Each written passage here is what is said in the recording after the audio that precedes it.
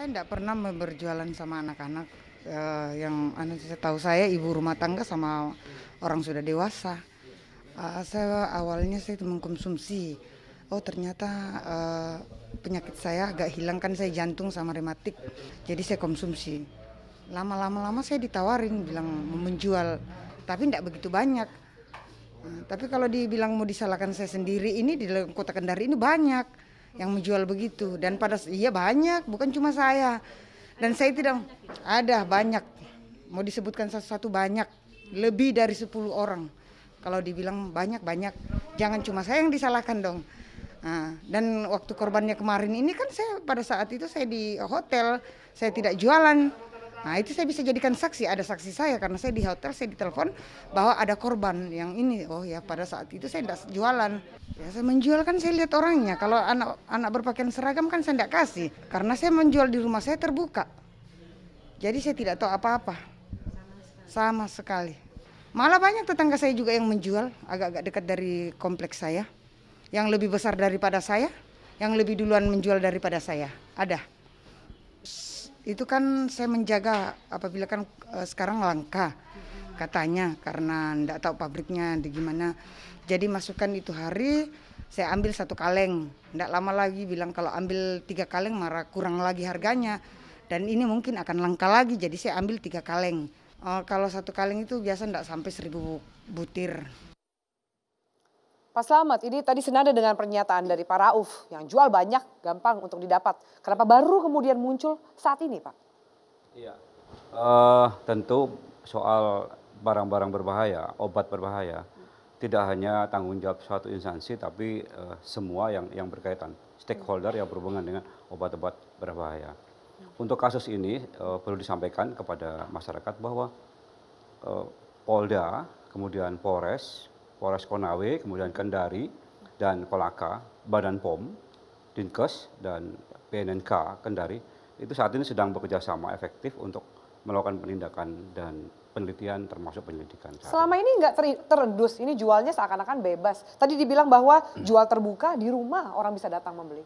Maka itu tadi bahwa soal obat-obat berbahaya bukan hanya tanggung jawab kepolisian, tapi secara umum harus kita bareng-bareng di situ. Karena memang kita kan penegak hukum. Penegak hukum tidak akan jalan ketika tidak ada support dari stakeholder yang lain. Demikian juga stakeholder yang lain tidak akan bisa bekerja tanpa penegakan hukum. Pengawasannya, Bu Penny, seperti apa? Pertama saya menyampaikan simpati yang sangat dalam ya, dan perlu kita pahami bersama bahwa masalah yang terjadi di Kendari ini bukan satu-satunya. Ya. Ini ada di hampir seluruh wilayah di Indonesia. Dan untuk itulah Badan POM sudah terakhir 5 bulan ini ya, kami mempersiapkan suatu aksi nasional untuk pemberantasan peredaran dan penyalahgunaan obat di tanah air ini. Ya. Artinya adalah suatu aksi nasional untuk kita bersama-sama lintas sektor itu termasuk juga penegak hukum tentunya ya dan pihak-pihak lain untuk bersama-sama. Memang kita harus bersama-sama ya. Dan di dalam aksi nasional itu juga ada 3 aspek yang harus ada beberapa aspek ya. Pertama adalah tentu aspek pencegahan, edukasi pada masyarakat ya. Kalau tidak ada permintaan, kalau masyarakat teredukasi bahwa itu adalah sesuatu yang berbahaya, tentunya itu tidak ada permintaan. Dengan lihat fakta yang sekarang berarti minimal faktor edukasi nggak jalan ya. Yang kedua tentunya masalah pengawasan. Pengawasan dari Badan POM perlu diperkuat ya. Badan POM sudah semakin diperkuat dalam 1 tahun saya menjadi kepala Badan POM, tapi masih perlu banyak beberapa aspek. Anda merasa Anda kecolongan? Ya, bukan masalah kecolongan. Ya, kalau kecolongan itu kalau kita sudah kuat, kita sudah melakukan suatu pengawasan yang lengkap, kemudian ada yang terlepas. Jadi ini apa namanya? Bukan ini kecolongan. Adalah suatu upaya kejahatan yang akan selalu ada muncul dalam bentuk modus-modus yang terus berkembang. Dan artinya kita sebagai suatu bangsa, pemerintah, masyarakat, siapapun harus bersama-sama dalam berperang. Ya, ini sudah berperang. Itulah kenapa kita melakukan aksi nasional. Jadi di balik semua ini dan simpati saya pada korban, ya, orang tua keluarga korban, ada sisi positif yang saya lihat bahwa ini keluar sekarang. Kemarin kenapa kami merencanakan untuk melakukan aksi nasional itu adalah untuk mengangkat ini keluar. Saya sangat bersedih ya, dalam 5 bulan pertama saya menduduki kepala Badan POM, kami berhasil menindak satu tempat gudang yang memproduksi ya 42 juta saat itu butir, termasuk butir Karnoven. Itu Karnoven itu sama, jadi senyawa aktifnya sama, karisoprodol. Jadi ada bentuk-bentuk lain, ada trihexyphenidyl, yang semua efeknya adalah sama. Jadi sama seperti di Kendari ini adalah PCC gitu ya disebutnya. Kenapa marak di Kendari, Bu? Ada sejauh ini temuan Ibu di lapangan?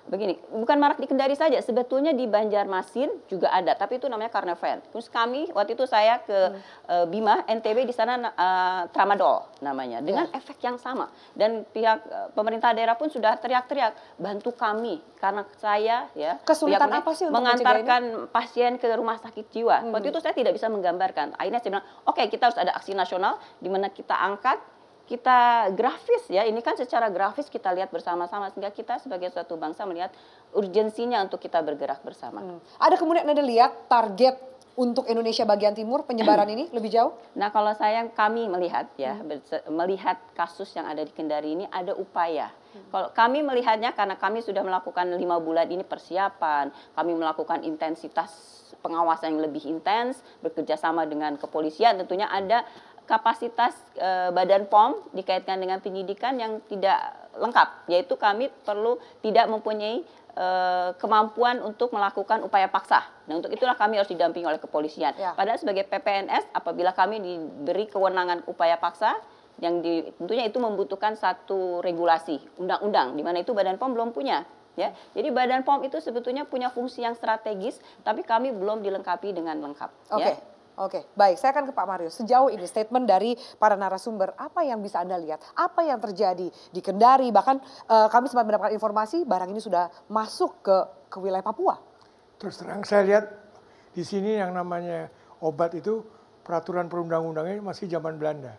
Stablat 419 tahun 1949. Penggolongannya ada obat bebas, bebas terbatas, obat daftar G, obat narkotik, psikotropik, ya. Seharusnya di luar negeri udah nggak model begini, ya. Seharusnya buat terobosan Menteri Kesehatan, khususnya regulasi kan di Kementerian Kesehatan harus dirubah. Jadi 2 golongan saja, obat tanpa resep dokter dan satu lagi obat dengan resep dokter. Jadi masyarakat tahu. Kalau pakai yang sekarang masyarakat susah mengadop. Ini kira-kira apa ya? Tapi ini kan belinya ilegal, Pak, dijual di rumahan. Masalah nanti kan di situ ketahuan. Kalau obat dengan resep dokter hanya boleh dijual di apotek, titik. Ya, kalau tanpa resep dokter boleh juga di apotek. Nah inilah kurang suami dikasih, kurang regulasi, dan kita lihat juga perjuangan Badan POM juga sudah cukup maksimal. Dan sudah ada Inpres nomor 3 tahun 2017. Kemana nih nyangkutnya Inpres nomor 3 tahun 2017? Di mana di situ ada 10 kementerian termasuk 1 Menteri PMK. Sudah digelontorkan, tapi kenyataan sampai sekarang tidak ada.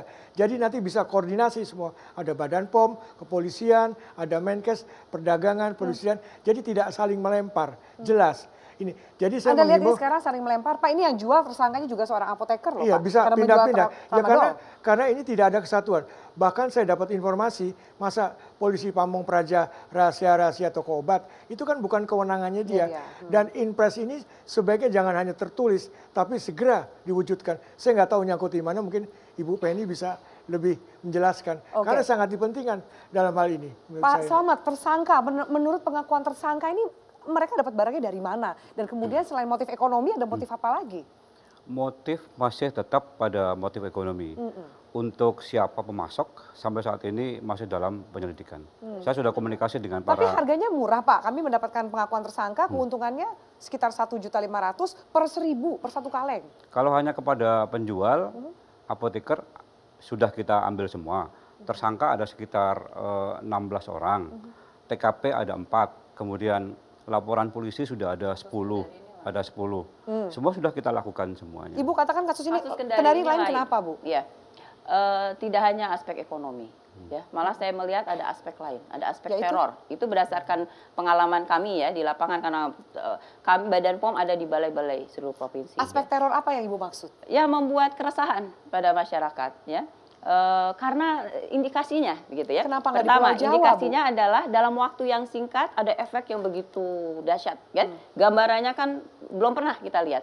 Sementara kita temukan di tempat-tempat lain, di Banjarmasin, di Serang, di Bima, di tempat lain itu dalam jumlah yang besar tapi tidak ada efek yang sebesar itu. Dalam waktu yang sama keluar dampak yang seperti itu berarti ada satu upaya. Dan berdasar hasil penelusuran kami di wawancara dan sebagainya itu ada yang hanya diberi. Bayangkan anak 9 Diberi gratis? tahun, ya. Cuma-cuma? Ya, 9 tahun. Ya, orang tuanya menunggu dia di rumah sakit. Ya karena dikasih, bukan karena pengguna. Ya, jadi ada yang karena pengguna. Tapi yang dalam hal ini kasus di Kendari ini saya lihat spesifik. Dan kedua, hasil dari pemeriksaan laboratorium kami terhadap sampel itu PCC itu kandungannya dikombinasikan. Jadi lebih dibandingkan hanya paracetamol, kafein dan karisoprodol yang harusnya itu PCC kan itu. Nah, ada tambahan lagi, ada tambahan trihexyphenidyl, ada yang tambahannya tramadol, itu akan semakin memperkuat lagi efeknya sehingga timbullah efek yang seperti Efeknya digambarkan. memang kemudian seperti yang Ya disampaikan sampai seperti itu oleh ya, para sampai ada seperti penyakit jiwa, menimbulkan kelainan ketagihan jiwa. juga Bu Iya. bahwa kemudian sekitar 76 anak ini juga mungkin jangan-jangan mereka sudah mulai masuk ke fase aktif. Saya tidak tahu ya, apakah itu ada yang baru pertama pemakai atau yang sudah karena kecanduan ya, tapi tentunya itu menimbulkan kecanduan. Yang jelas efeknya adalah ya tadi itu halusinasi kuat, ada yang mungkin diiming-iming bahwa ini untuk bisa memperkuat belajar, bisa jadi pintar untuk anak-anak seperti itu. Jadi mungkin keluarga harus betul-betul waspada. Baik, saya lihat Pak Rauf mau menanggapi, tapi saya harus jeda. Pak Rauf, saya akan berikan kesempatan usai jeda berikut ini. Pemirsa, lalu siapa yang harusnya bertanggung jawab dan mengawasi peredaran obat ini? Kita lanjutkan sesaat lagi. Tetaplah di Opsi, Opini Dua Sisi.